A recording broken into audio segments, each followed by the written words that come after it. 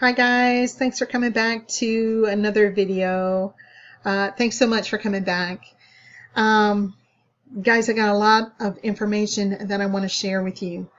However, I'm going to go ahead and put up front where I think the Lord is trying to point us to and what He is trying to say, just in my humble opinion as to where I am in my studies at this time. From that point, I would like to go ahead and talk to you in regards to how the Lord led me, what He told me in dreams and visions and messages or whatever else it was that got me to the point of being able to come up and tell you what I feel like the Lord is trying to point us to at this time. So guys, so if you're interested in just hearing what it is that the Lord is trying to say at this time, you can hear that right up front and then cut me off. And for those of you that are interested in hearing how I got to this and everything that I saw in my studies, and I won't go into everything that I saw in my studies, but I will try to give you some of the highlights so that you can see how I was being led by the Spirit, by the hand of God, by His messages, His voice, in prayer, conversations, and whatever else. You know, He's so awesome. He is so awesome. He is always leading us. He's always guiding us. He is our Father. And He is making sure that we know what is getting ready to come. He doesn't want anything to come up from beside, you know, and catch us off guard in any way, shape, or form. He is still speaking today. He is still on the throne today. And I know that there's a lot out there that don't agree with that.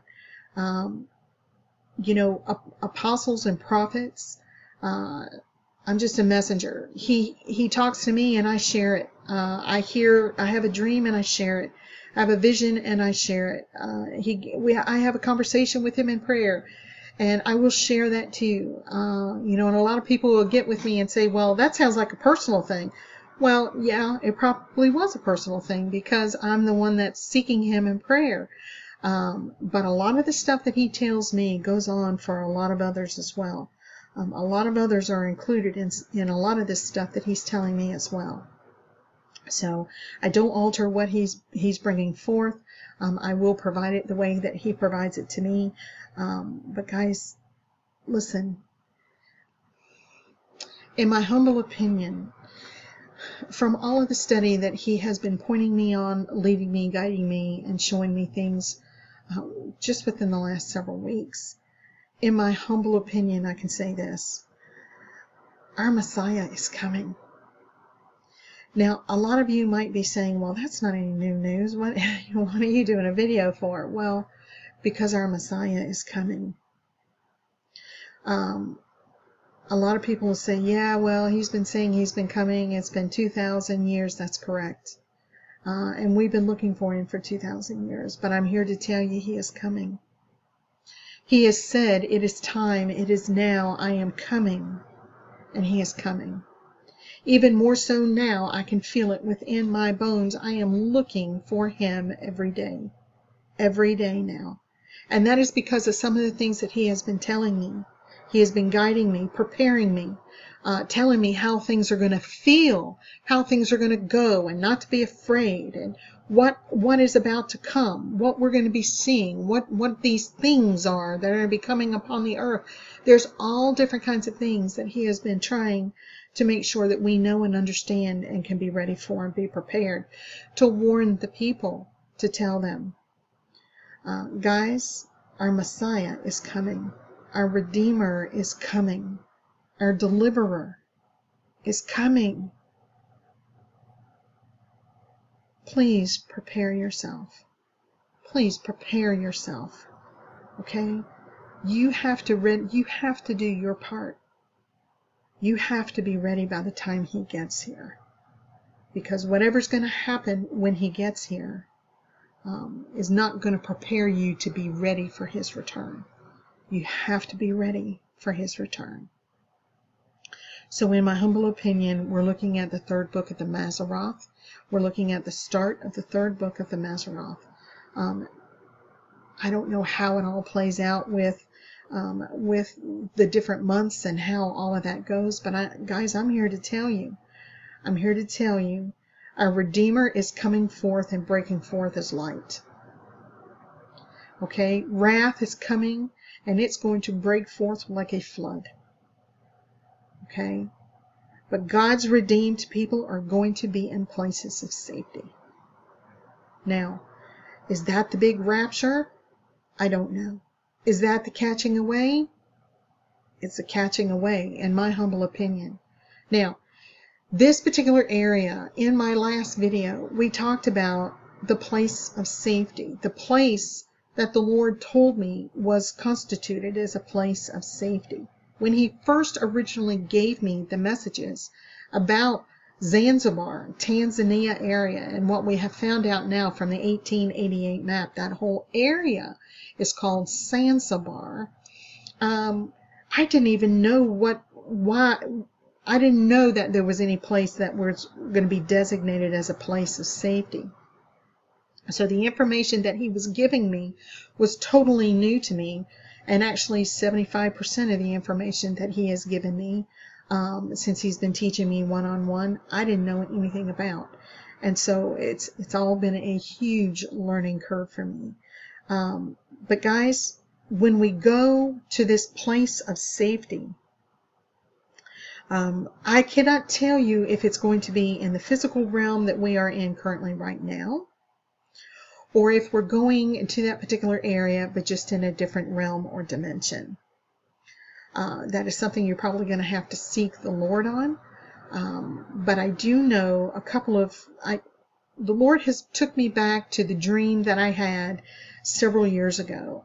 If you've been watching my channel for any length of time, then you know I may have made mention of this dream several times. It was a dream of my daughter, and she was outside of time, or she was in a different dimension and I was outside of time. Either way, I could not communicate with her, and I asked the Lord, I said, Lord, how am I going to be able to talk with her? And He told me I would be able to leave her a note of some sort, which brought to mind the old movie about the lake house with Keanu Reeves and Sandra Bullock, and they used to communicate by leaving letters in the mailbox. Do you guys remember that? They were in the same area. They were just out of sync, out of time of one another. So I thought that was really interesting. That is the dream that He gave me. Now, 90% of the time when I have a dream about my daughter, she is representing the world, okay? She is representing the world. And so this particular dream where she was out, she was in a different realm or a different dimension than I was in, and I use that word interchangeably. I don't know if there's a specific difference between the two, but I'm not trying to identify that. I'm just using them interchangeably. She was in a different time than I was in, and it was going to be hard for me to be able to communicate with her. So I bring that up to you because of the fact of that and several other messages that the Lord has told me, that when He pulls us forth and He calls us forth, we will be outside of time. Okay?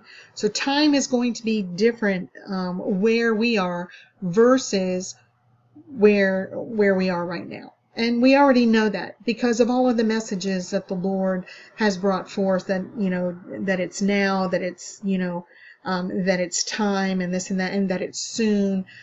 So we're understanding that there's a difference in our thinking and what His view is in regards to time. So guys, I have to come back and I have to tell you, I am looking for Him.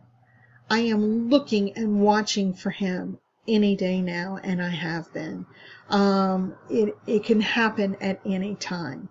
It can happen at any time. Please be ready.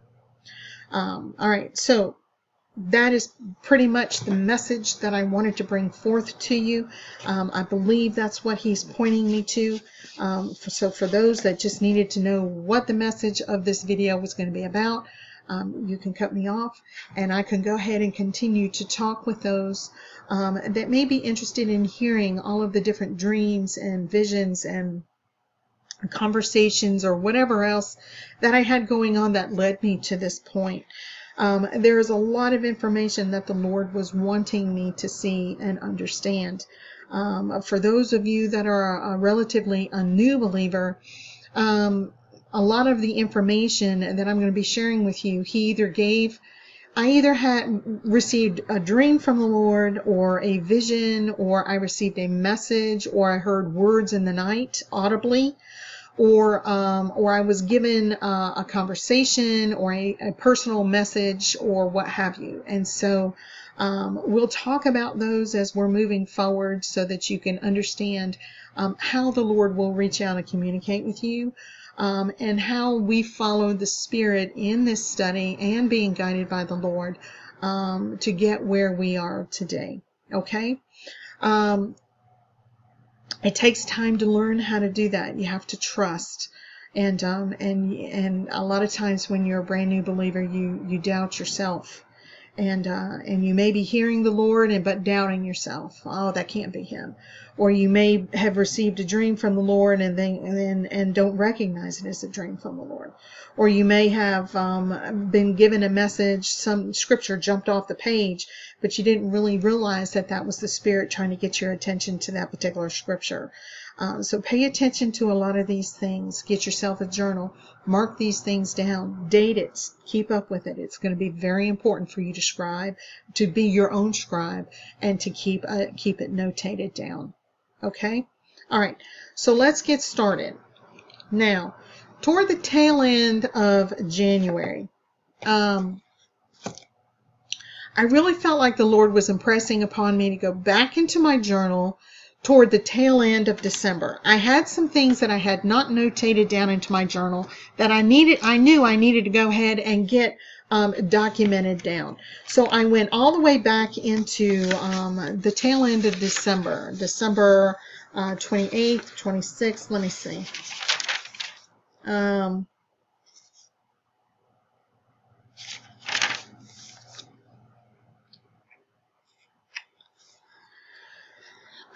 I received something really interesting on the 26th of December. I'm probably going to have to make that a separate video. I need to have clearance before I can share that part. But it's very important, and I would like to go ahead and share it if I am allowed to do so. But until He gives me the go-ahead to be able to do that, I cannot. So I have to wait. I pray that I can, because I have had it confirmed by another. I'm very thankful for that. And I think it's going to be very important for the first fruits to hear that. I don't think it's for everybody, but I believe it's for the first fruits to hear that. Hopefully I can get that. I can get that go ahead to do it. Okay, on the 28th of December,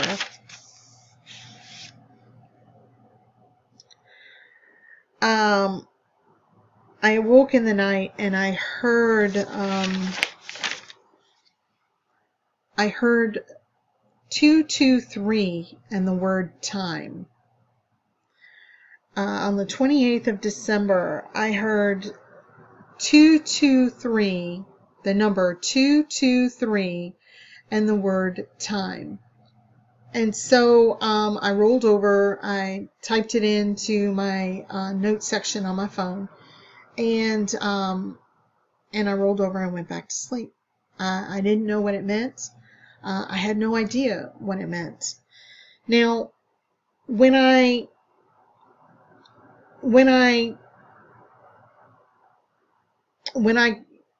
was led to go back into my journal to that particular time, I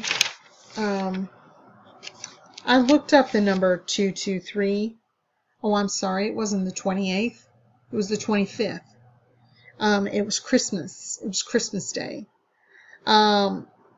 223 and then the word time. So I looked up in Strong's what the word 223 Hebrew was, and it was Uriah. Uriah. It also meant Jehovah, or Yahweh, is my light, my flame. He is my light. Now the Greek of it meant Alexandros, or Alexander. which means to ward off. It means defending men, to defend, to help man, to ward off, to defend, to protect. So 223, very interesting. I heard it Christmas Day, December the 25th in the night. Okay, so Christmas Eve coming into Christmas Day, that night is when I heard it. So I did that study. I looked up the words. I was trying to understand what it meant. It meant light of Yahweh. Uriah, it meant Alexandros, to defend and ward off and what have you. And so I thought, well, okay, I don't know what he's trying to tell me. I don't really understand what that means. So that was all I did with it. I figured, okay, you can't move ahead of the Lord, because if you do, you waste a lot of time. You need to wait on the Lord for him to guide you and show you. If for some reason you start to dig into some study and you find out that I don't feel like I'm getting anywhere with it, then it's time just to lay it down, pray over it, and ask the Lord to guide you. It may be it may be right then he will guide you. It may be the next day. It may be a couple of days. It could be a week, maybe a couple of weeks later, that he will give you some more information in regards to it. But he will guide you. We have to wait upon the Lord for him to do so. So the tail end of January, he guides me back to this particular 223. And actually, I recalled the 223 because that was what was put into my mind, but I didn't remember the word time by it. I had no idea what he was talking about here. And so as I started to look up this information in regards to time, I want to tell you a little bit about what I found, okay? Some really interesting information. Now, when I was driving to work the very next day, tail end of January, I was led to go back into December. I saw the 223 in time. I was trying to, I felt like that was what I needed to focus on. I did a little bit more research and study, trying to figure out what it could be. I didn't come across anything. I laid it down. I moved on to something else that evening. Okay. The very next day, I'm driving to work. It takes me 45 minutes. Even if I take shortcuts through the country and everything else to try and cut some time off coming into downtown Raleigh. But I came behind a particular car at one stoplight, as I had already taken a shortcut through by a lake somewhere. And as I was sitting behind that car waiting on the light, I happened to look at the license plate. I mean, naturally, I'm right behind them, right? Now, our license plates here in North Carolina are about 6 or 7 digits, numbers and letters, unless it's a specialty plate. But this particular license plate that was ahead of me only had 3 numbers on it. It didn't have all 7. It was only 3. And the number that was on that license plate was 223. So I know the Lord is saying, child, I need for you to dig into this. There's something that I want to show you. I was in prayer. I was praying. My car is my prayer closet on wheels. I have 45 minutes in the morning, 45 minutes or longer in the evening. I can praise and worship. I can pray. I can do many things. I felt like the Lord was trying to show me what I needed to see. So when I had some time that particular day, I did some research on stones. Now, when I woke up that morning to drive into work, I knew the word stones was on my mind. I had a name of an author on my mind, and I had the word stones. So I had that already notated in my phone from that particular morning. I'm driving in, I see the license plate of 223, and I'm like, well, okay, Lord, I'll dig in some more, but I don't really know what I'm doing with it. Sometimes I can ask him something and he'll point blank tell me, look this up. And other times I can ask him something and he'll say, look it up. And then sometimes he just won't tell you anything at all, and you have to really try to search it out. So when I had a break at work that day on lunch, I did search it out. I Googled 223 stone and something else I can't recall, that I included in a Google search. And I came across many different things, but one particular paper that I want to show you, it was a college paper from Dartmouth College. I want to show you exactly what I found. So I pulled this up, and interesting that this was talking about Stonehenge. It was talking about this particular Neolithic computer, or what they were trying to identify Stonehenge with. But this is the reason why it came up, is the fact when I entered in to search on that page the number 223, the number 223 did pop up. And it is in regarding particular lunations or lunar cycles. Let's see what it says here. Now it's talking about Stonehenge. I knew the Lord had pointed me to stone. And so it's talking about here that they are looking at the moon's migrations, and they total 223 lunations, which is the precise length of a Saros, or 6,585.3 days. A Saros is a major lunar cycle, first discovered and named by the ancient Sumerians, for whom it meant to repeat. To repeat. Now, I thought that was very interesting, okay? Because we know that the Bible has told us there is nothing new under the sun. And so a Saros is 223 lunations. It happens over 6,585.3 days. This particular Saros is it's called a major lunar cycle. It means after that things start to repeat. Now this 6,585.3 days is equivalent to 18.61 years. And when it starts to repeat, the same cycles of the moon and the eclipses and the sun and all of that, it starts to repeat exactly how it did over those 18.61 years, but 8 hours later in the day.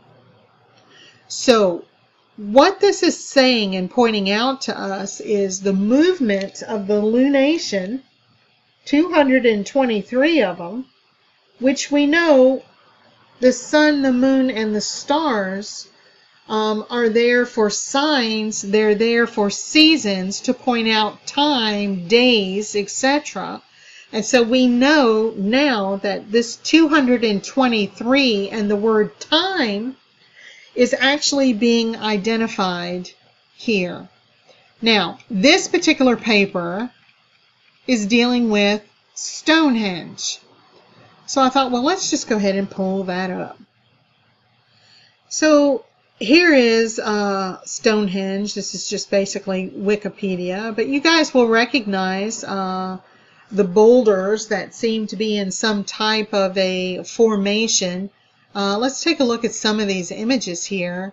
This appears to be one maybe a computer model might have done as to the way it would have looked before they all fell over time. I'm feeling like that's probably what it is. But guys, now I'm going to tell you, I've never been led to Stonehenge before. I've never had any inkling to even want to study it. I had no idea why it was there. I don't know how it got there. I don't know who put it there. I don't know what they were using it for. I had no idea. So for the Lord to really be pointing me into this direction, I felt like, well, Lord, you know, I need to make sure that this is where you're trying to have me go. Now, for me to see 223, and it's talking about the lunar, a major lunar cycle, and that is a period of 18.61 years, we see that it's about the moon, it's about the sun, it's about the eclipses, it's about all of these different things that is marking time, and that is the reason why those are in the heavens to begin with. They're there for signs, they're there for seasons and time, days, all of it. And so I thought, okay, well, then this has to be what it is.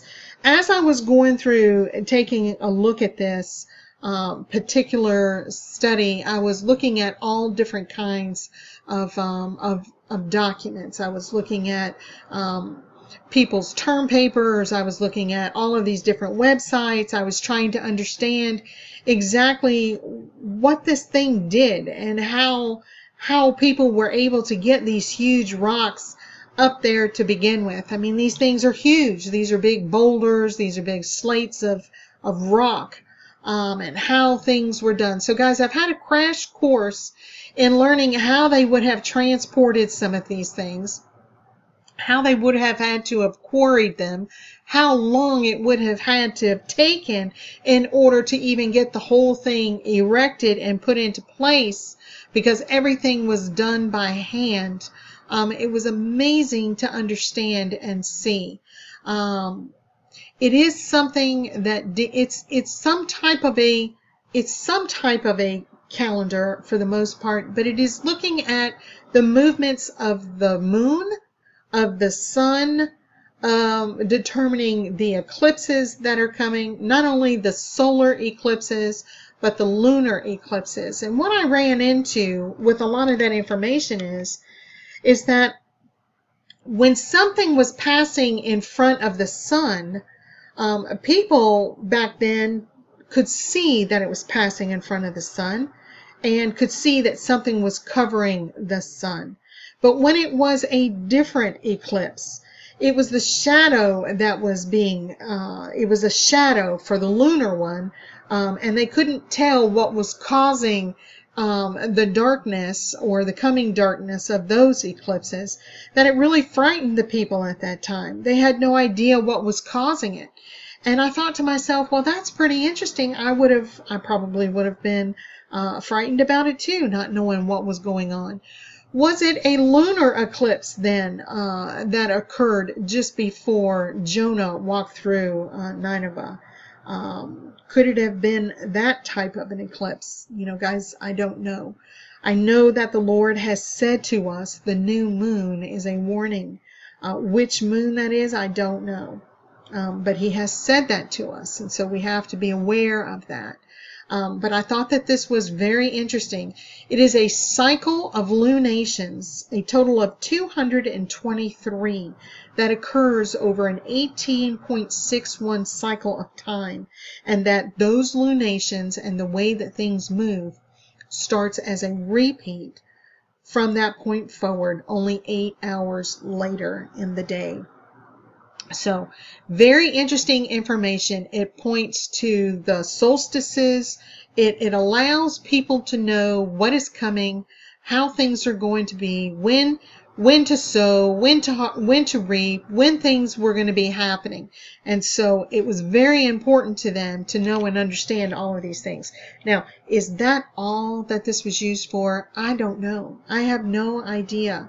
I saw that there was a lot of bias in regards to the Stonehenge. A lot of people are saying, oh, it's a creepy thing, it's a creepy place, but I don't think that's what it was originally meant for. There is some significance to this though, because guys, I made mention in my last video that the Lord has been pointing me to these circles. I have several videos out there regarding the circle of time and these circular waters that had the whales, or the manatee's end. Do you guys remember that? And know that the manatee means bosom. It means breast. It means bosom.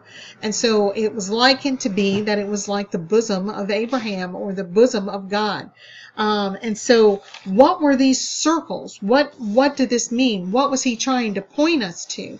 I didn't know, but I knew that he was pointing me to circles. And so when I typed in 223 times stones and whatever other word I typed in at that time, it's pulling up Stonehenge, and that's where I was able to find that 223 lunations.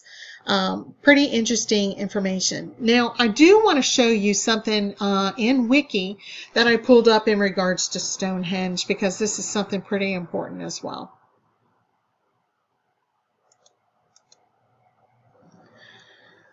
So I pulled up the word Saros, S-A-R-O-S, because we learned it in the other document from Dartmouth College, that it was a great lunar cycle. It was approximately 223 lunations. That's what was told to us. It was approximately 6,585.3 something days. This breaks it down from 18 years, 11 days, 8 hours, and I think the other one had it as 18.61 years. But this was interesting here. It says that a Saros is a period of approximately 223 synodic months. And I'm like, well, what in the world what does that mean? And it says a lunar month is the time between two successive syzygies. And I thought, well, wait a minute. I have seen that word before. Syzygies. I want to pull up and show you the definition. So the word syzygy basically is a straight line configuration of three celestial bodies. The word is often used in reference of the sun, the earth, and some other planet to at least make up three. It means a conjunction or an opposition, especially of the moon with the sun. But it could mean a pair of connected or corresponding things. And when I read here that the origin of the word meant yoked or paired together, with or together or to yoke, I was really excited to see that. Now, this was the second time that I had run across that word syzygy in my studies within a 3 or 4 day period. I mean, who runs across that word? I don't. I didn't even know what it meant the first time that I saw it, and I needed to look it up. I was looking into some things in regards to the pairs, okay, in regards to the female and the male aspect, let's just say about Adam. Eve came from Adam, so Eve was within Adam. And so it was the male and the female aspect. And so I was looking into that and looking about the pairs, okay, the partners of people. And I was trying to understand some of the things that I felt like the Lord was trying to show me. And that word syzygy came up in that, okay?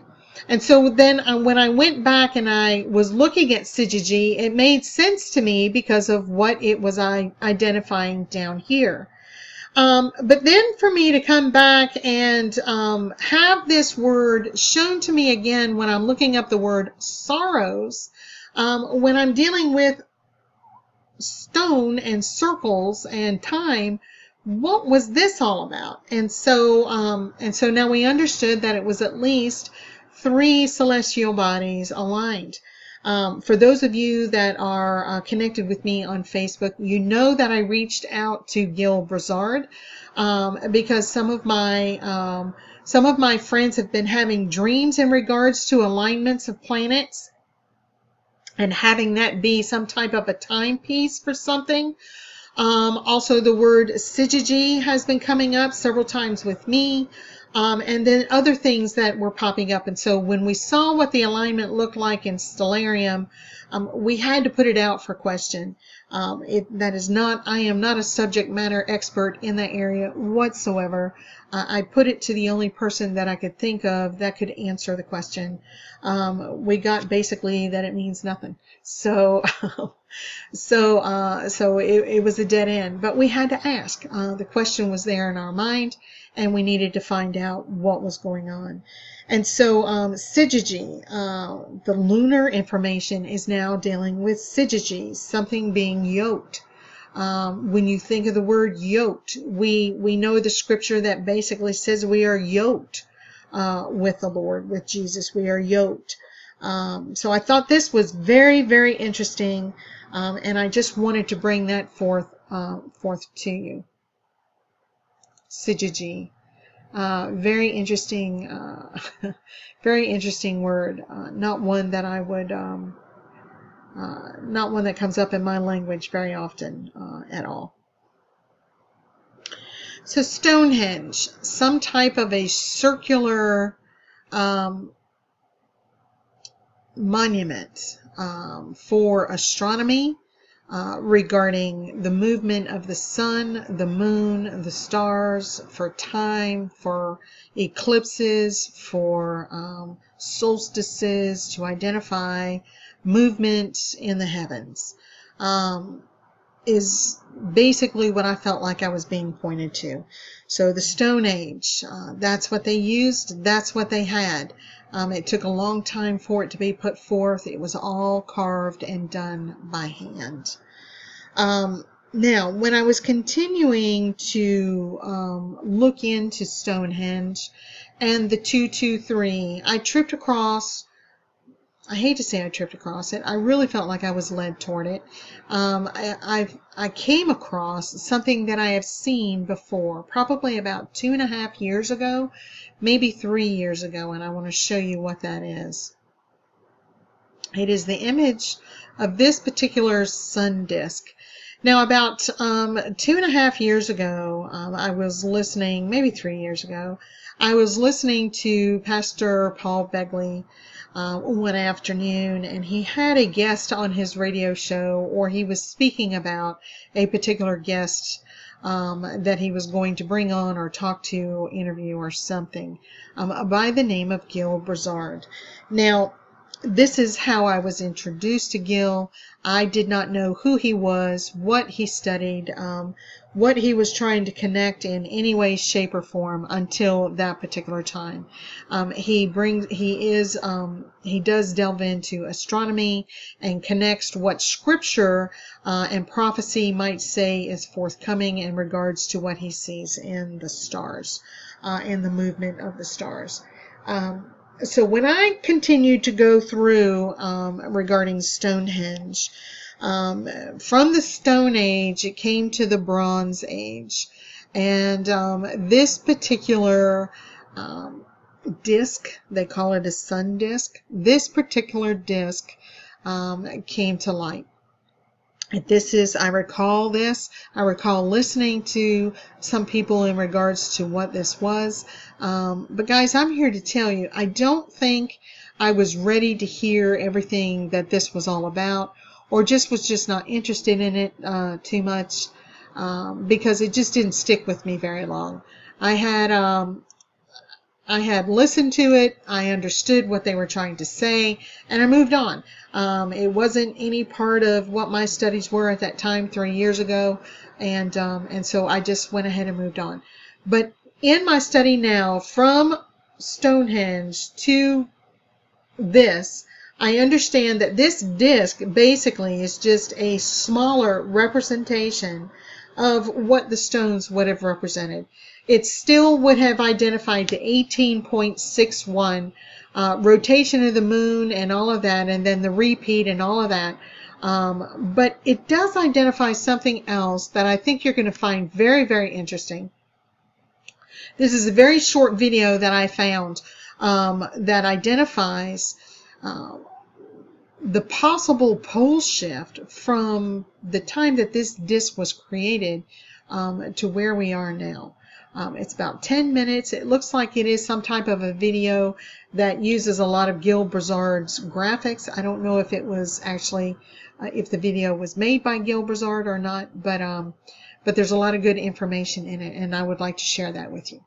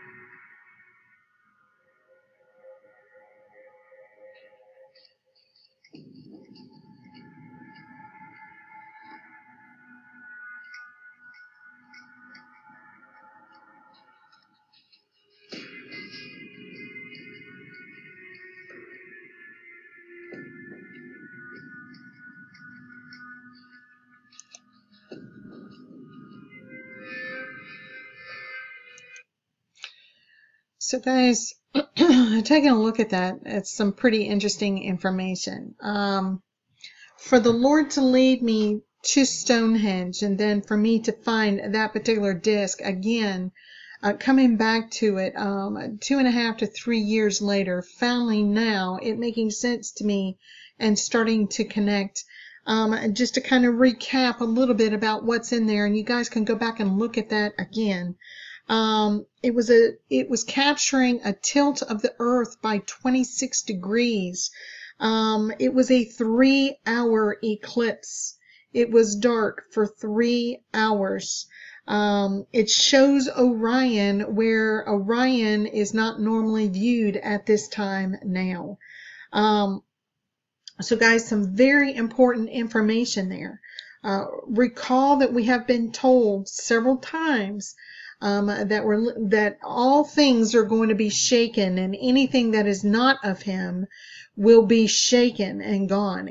Only things of him will remain. We've been told about that. Are we looking at, now we've even talked about in some of our older videos that the earth is going to be shaking. It's the entire earth, not just an earthquake in a particular area, but the earth shaking, the earth quaking. That's a completely different thing, where the whole earth is in movement and flux. He has shown that in the spirit. He has talked about it in messages, and he has shown it in a lot of different things. Now, we've been talking about the days of darkness. Could it be that it's only 3 hours and not days? We were looking at it, could it be years? Because a day is likened to a year. We know that from Scripture.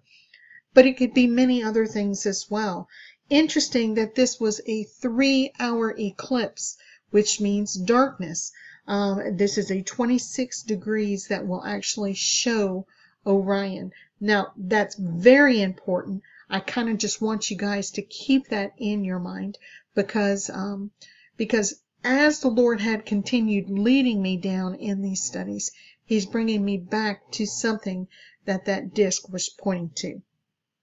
So guys, I'm going to cut this video off here. I will continue with my study in the next video. And we'll continue to move forward, showing you some of the things that the Lord has brought us to. It's extremely interesting information. From this point, we're going to be picking it up as to a dream that the Lord gave me that ties all into this. I had no idea even about any of this stuff. So this has all been new to me. So God bless you. I'll come back in the next video and we'll go ahead and pick it up from there. Stay under his wing. Bye.